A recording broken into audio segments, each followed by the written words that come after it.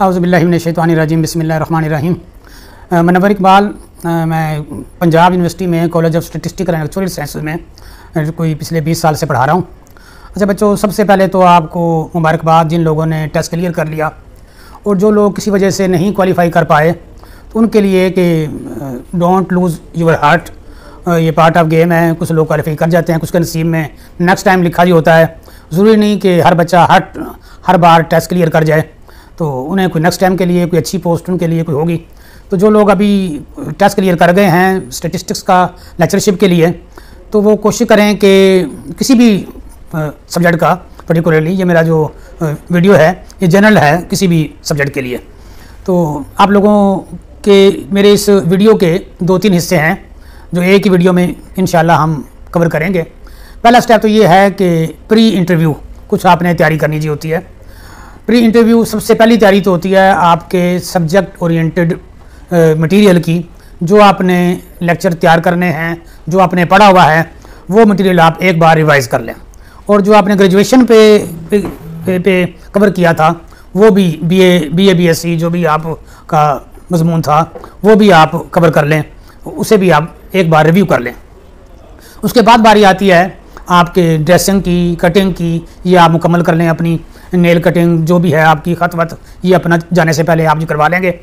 और एक तैयारी जो है वो जनरल नॉलेज की भी होती है। आम तौर पे जो साइंसेस के सब्जेक्ट हैं उनमें जनरल नॉलेज के क्वेश्चन कम होते हैं, लेकिन जो ह्यूमैनिटीज़ हैं, आर्ट्स हैं, उनमें जनरल नॉलेज के क्वेश्चन ज़्यादा होते हैं। आजकल जो साइंसेस का ट्रेंड चल रहा है उसमें जनरल नॉलेज के जो क्वेश्चन हैं वो ना होने के बराबर हैं। तो आपने बहरहाल तैयारी अपनी सारी करनी है। जिस इलाके से, लोकेलिटी से आप बिलोंग करते हैं, उसके बारे में आपको नो हाउ होनी चाहिए। उसकी कोई अहम शख्सियत है, कोई अहम लायर है, कोई आपका उस इलाके का बंदा कोई वज़ीर मुशीर रहा है, वज़ीर आज़म रहा है, उसके बारे में आपको पता होना चाहिए। अपने इलाके की मादनियात, नहरें जो भी है, उसका एरिया कितना है, उसके आसपास कौन कौन से अहम इलाके हैं, लैंग्वेज कौन सी है, उस लैंग्वेज में कोई बड़ा शहर गुजरा है। जिस तरह अगर कसूर की बात होगी तो बुल्ले शाह का लाजमी पूछेंगे। तो इस लिहाज से आपको अपने इलाके के बारे में नो हाउ मुकम्मल होनी चाहिए। इसके बाद मरला आता है कि जब आप ये सारी चीज़ें तैयार कर चुके होते हैं तो आपने एक डॉक्यूमेंट बैग तैयार करना है जिसके अंदर आपके सारे टेस्टिमोनियल मौजूद होंगे। अगर आपने कोई किसी लेवल पे थीसिस किया है तो वो भी वहाँ पे उसके अंदर मौजूद होगा। तो ये आपने इसकी तैयारी कर लेनी है। और जब आपने कमीशन जाना है इंटरव्यू के लिए, तो इंटरव्यू के लिए एक बहुत बड़ी क्यू होती है। इंटरव्यू हो रहे होते हैं और आपने आपकी बारी से पहले ही वहाँ जाना है, लोगों से पूछना है कि किस किस्म के क्वेश्चन पूछ रहे हैं, ताकि आप उसी फील्ड में उसी लिहाज से अपनी आप तैयारी मुकम्मल कर सकें। जब आपकी बारी आएगी उस दिन आपने जाना है, मुतलका ऑफिस में आपके टेस्टिमोनियल सारे चेक होंगे और आपकी जो हाईएस्ट क्वालिफिकेशन ऐड में रिक्वायर्ड है उसके जी मुताबिक आपकी ग्रेडिंग जो है वो करके उनका एक फॉर्म होता है। उस फॉर्म पे कमीशन के जो आपका जो सिलेक्शन बोर्ड का उस टाइम का चेयरमैन होगा, मेंबर होगा, उसके हवाले कर दी जाती है। आगे बारी पे आपको कॉल कर लिया जाता है। आप अपनी बारी पे एंटर होंगे कमरे में और आगे एक चेयर पड़ी होगी, तो वो एक ही चेयर खाली होगी, बाकी चेयर पे लोग बैठे हुए होंगे।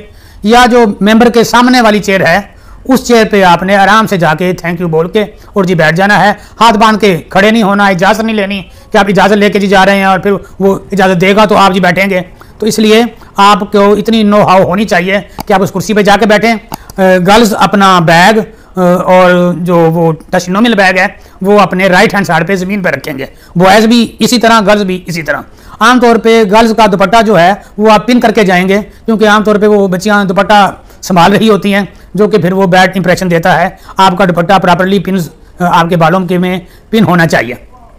सबसे पहले जो क्वेश्चन करेगा आपसे मेंबर करेगा, उसके पास आपका रिकॉर्ड मौजूद होगा।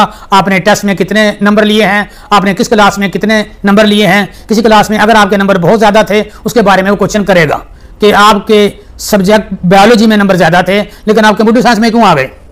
इस तरह के क्वेश्चन वो आपसे करेगा और आपने उसका प्रॉपर जवाब आपके जहन में होना चाहिए कि क्या जवाब आपने उसका देना है कि मैं इस पोस्ट के लिए ही तैयारी कर रहा था, मेरी तो ये ख्वाहिश थी और मुझे फलां ने भी गाइड किया था और ये हमारे फैमिली में जो भी है उसके मुताबिक जो आप प्रॉपर आंसर देंगे वो आंसर आपने फुल कॉन्फिडेंस के साथ देना है। मेंबर बाद दफ़ा क्योंकि लेक्चरशिप का आपका इंटरव्यू है तो आपको एक छोटा सा लेक्चर देने के लिए भी खड़ा कर लेते हैं सामने कि बोर्ड पे आप अपनी पसंद की चीज़ जो है, जो चीज़ आपको ज़्यादा आती है उसे हम आपकी क्लास में बैठे हुए हैं और इसे आप समझाएं हमें। तो उसके लिए आपको रेडी होकर जी जाना है, कोई आपने टॉपिक तैयार करके जाना है और इस तरह तैयार करना है कि आपके सामने बच्चे बैठे हुए हैं, अननोन बच्चे, लेमैन बैठे हुए हैं और उनको आपने अपना मजमून समझाना है, आपने वेरी बेसिक से स्टार्ट करना है। ये वाला क्वेश्चन हर एक से नहीं होता कि आप प्रेजेंट करें, किसी किसी से होता है। कुछ लोगों से ये भी होता है कि मेंबर खुद उसको जो बताता है, mister so and so, son of so and so, you did master from there and so. लेकिन कुछ से वो आपसे पूछता है कि प्लीज नरेट योरसेल्फ। जब वो आपसे पूछ ले कि नरेट योरसेल्फ, तो फिर आपको वहां पे मौका मिल जाता है अपने आप को प्रेजेंट करने का। तो आप अच्छी तरह प्रेजेंट कीजिएगा। किस क्लास में आप CRGR रहे हैं, कोई डिबेटर रहे हैं, अच्छे खिलाड़ी रहे हैं, कोई आपको प्राइज मिला है, फर्स्ट सेकंड थर्ड आए हैं, उसका जिक्र वहां करना ना भूलिएगा। एक क्वेश्चन आमतौर पे मेंबर जो एंड पे करता है आपसे बाद में, वो मैं पहले ही आपको बता दूं, हॉबी आपसे जी पूछते हैं। हॉबी आप वो जी बताएं जो अपने वाकई आपकी हॉबी हो। वहाँ झूठ नहीं बोलना। बाद में बच्चे नावल कह देते हैं और मेंबर आमतौर पे CSP ऑफिसर होता है, उनके कोर्स के अंदर नावल होते हैं और वहाँ फिर आप जो है वो कोई प्रॉपर उनका आंसर नहीं दे पाते। तो लिहाजा अपनी हॉबी जो है वो मुनासिब तरीके से, जो आपकी हॉबी हो या जिसमें आप डिफेंड कर सकें, वो आपने जी बतानी है जी उनको। उसके बाद बारी आती है सब्जेक्ट स्पेशलिस्ट की। सब्जेक्ट स्पेशलिस्ट अपने मजमून से मुतल्लिक़ आपको क्वेश्चन करते हैं। कोई क्वेश्चन अगर फर्ज करें आपको नहीं भी आता तो आपने दिल नहीं हारना, अगला क्वेश्चन आपको जी आ जाएगा। कोशिश करना कि हर सवाल का आप जवाब देने की कोशिश करना। हाँ, कहीं अगर ऐसा हो जाए बिल्कुल ही आपको पता ना हो तो वहां आप कह सकते हैं सॉरी, लेकिन ज्यादा सॉरियां करने वाले को भी पसंद नहीं किया जाता। दूसरी बात यह है कि वहां एक्सक्यूज नहीं चलते। मेरे मोहल्ले में बीमार था, मेरी शादी थी, मेरे मोहल्ले में शादी थी, ये था वो था, बीमार हो गई थी मामा, इसलिए तैयारी नहीं कर सका। तो ये कोई चैरिटी वाला इदारा नहीं है, तो इसलिए आपको कंपीट करना है, मुकाबला करना है। तो इसलिए आपने मुकाबले के लिए रेडी होना है। उनसे कोई इस किस्म के एक्सक्यूज आपने बिल्कुल भी नहीं करने।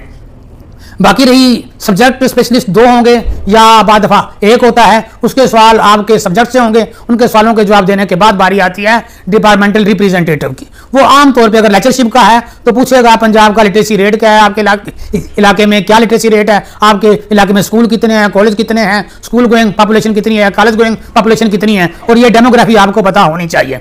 बाद में वो कोई क्वेश्चन नहीं करता, आगे मजमून से ही कोई एक आध सवाल नॉर्मल सा करके और वो पास ऑन कर देता है मेंबर को। मेंबर फिर दोबारा आता है और वो जनरल नॉलेज के क्वेश्चन करता है या कोई छोटे मोटे क्वेश्चन करके, कोई अखबार आपने पढ़ा है जी, आज देसी महीने की तारीख क्या है, इस्लामी महीने की तारीख क्या है, इस्लामी महीनों के नाम बताएं, इस किस्म के क्वेश्चन भी होते हुए दिखाई दिए हैं। लिहाजा आपने हर लिहाज से तैयार होके जाना है और तैयार होके एंड पे जब आपका वो मेंबर आपको थैंक यू बोलेगा तो आप भी थैंक यू बोल के और आराम से अपने कपड़े ठीक करते हुए और आप दरवाजे से बाहर आ जाएं और पीछे मुड़ के बिल्कुल ना देखें। पीछे मुड़ के देखने वाले का तासर गलत पड़ता है और फिर अल्लाह पे छोड़ दें। जो भी आपका रिजल्ट हो अल्लाह ताला इंशाअल्लाह बेहतरी फरमाएंगे। Thank you very much.